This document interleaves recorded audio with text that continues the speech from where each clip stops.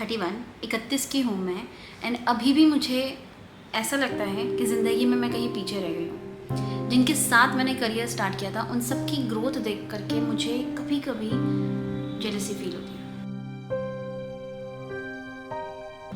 शायद हमेशा हम सब ने साथ में करियर स्टार्ट किया था, लेकिन अब some are buying home, some are buying car, and I am still figuring out कि मुझे लाइफ में करना क्या है। क्या मैं सिर्फ होम मेकर रहूँ जिसमें मुझे बहुत मज़ा आ रहा है, या फिर मैं एक लॉन्ग अवेटेड ड्रीम जो मैं अपनी हर साल की जर्नल में लिखती थी उसे परसीव करूँ। सच बताओ तो मुझे कभी भी स्टार्टिंग ओवर से डर नहीं लगा। I enjoy starting something new that excites me, and I call myself fearless. In my 20s, I fell in love with a boy जिसका religion मुझसे अलग था. Then eventually we got married. I went to Northeast India trip, far from home, far from Pune, with strangers, moved to new city, then switch career after 7 years of experience into banking, and then switch multiple time to understand what I really wanted to do in life. So एक चीज़ तो clear है, starting over से मुझे कभी भी डर नहीं लगा. That actually excites me. New beginning, new version of myself, new people.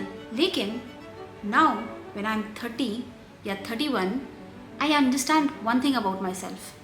Starting over से डर नहीं लगता, लेकिन ठहराव से, staying in that position, मैं शायद उससे डरती हूँ। जैसे ही चीज़ें अनसर्टन होती है, इनविजिबल रिजल्ट्स होते हैं, अनक्लियर होते हैं, मैं वहाँ से निकल लेती हूँ, and I start something new again, new idea, new direction and new version of my self. क्योंकि शुरू करना तो आसान लगता है, लेकिन ठहरना या स्टेइंग इज़ हार्ड, बिकॉज ठहराव का मतलब तो यही है ना, still doing same thing when nobody is noticing you, still doing same thing when results aren't visible, still doing same thing जब excitement ख़त्म हो जाए।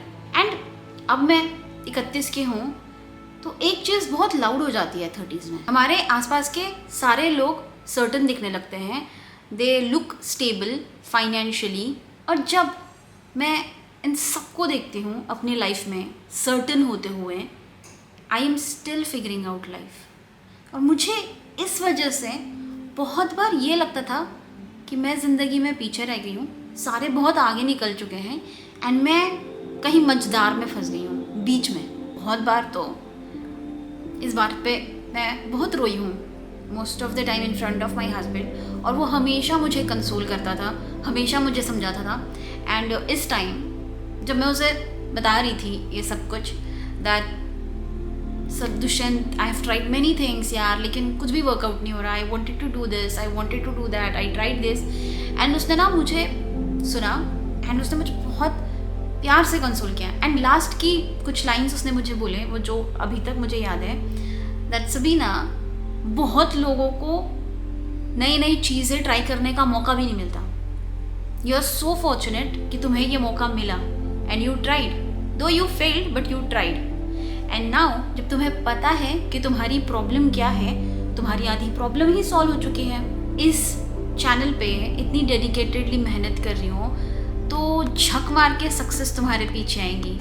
आई नो बहुत फिल्मी डायलॉग यूज़ किया, बट देन इस डायलॉग की वजह से ऑब्वियसली वो रोते फेस पे स्माइल भी आ गई थी, एंड देन एक काइंड ऑफ पॉजिटिव थॉट भी था that this will hit and this will have something in my life. This try, or maybe this direction, I will grow and I will have a little success which I call myself that I did something in life and I'm not behind in life.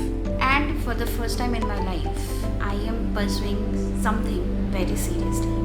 Not because मुझे किसी को कुछ prove करना है, not because I want to be famous, but because ये dream मेरे अंदर कई टाइम से है और इसे मैं परसीव करना चाहती थी। And this time very silently, quietly, patiently, I want to see who I become if I don't quit this time.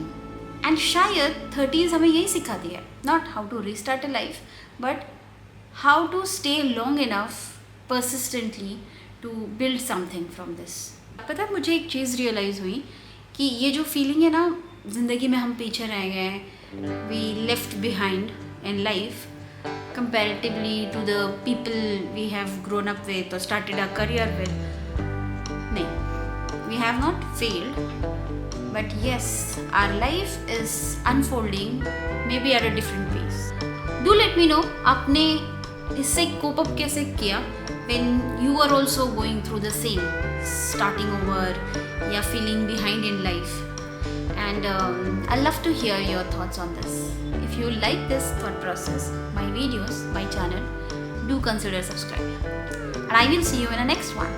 Until then, bye bye.